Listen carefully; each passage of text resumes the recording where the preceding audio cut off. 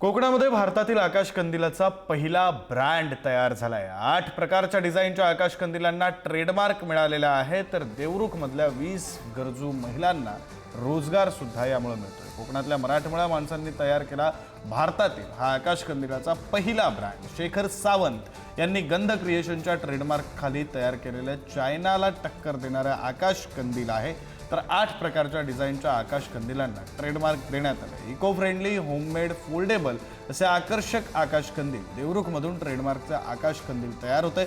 देवरुखमधल्या 20 गरजू महिलांना यामुळे रोजगार सुद्धा मिळतोय। शेखर सावंत यांचे 8 डिझाईन आकाश कंदिलाला मुंबईमध्ये सुद्धा मोठी मागणी आहे।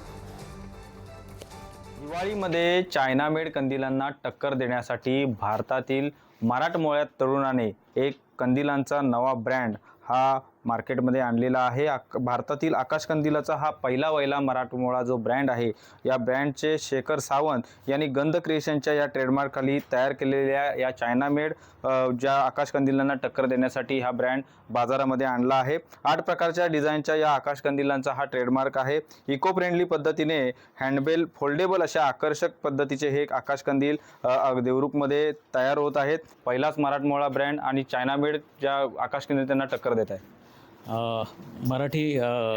मराठी माणसाने बनवलेला हा ब्रँड आहे, पण हा ब्रँड बनवताना आम्हाला एवढा अभिमान होता आहे की गेली 10 वर्ष आम्ही याच्यामध्ये होतो कंदिलांच्या व्यवसायामध्ये, पण आज त्याचं ब्रँडमध्ये रूपांतर झालेलं आहे आणि आम्ही 8 प्रकारचे व्हरायटीज आणलेले आहेत त्याच्यामध्ये।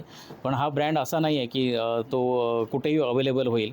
याच्यामध्ये आर्ट आहे, भारतीय संस्कृती आहे आणि फोल्डेबल, इको फ्रेंडली आणि याच्यातून रोजगार निर्मिती पण आहे।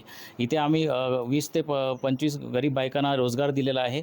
कॉलेजच्या तरुणांना याच्यातून रोजगाराची निर्मिती झालेली आहे आणि त्यांना हस्तकौशल्य याचं शिक्षण पण मिळतं आहे की जेणेकरून ते पुढे पण त्यांचा व्यवसाय वाढवू शकतात। 4 वर्षे रिसर्च केला, त्या रिसर्चच्या माध्यमातून मला असं जाणवलं की हे जर कंदील आपण जर बनवले तर आपल्या अर्थव्यवस्थेला आणि आपल्या महाराष्ट्राच्या अर्थव्यवस्थेला एक चांगली कॉन्सेप्ट मिळू शकते आणि याच्यातनं रोजगार निर्मिती होऊ शकते। राजन चव्हाण, पुढारी न्यूज, देवरुख, रत्नागिरी।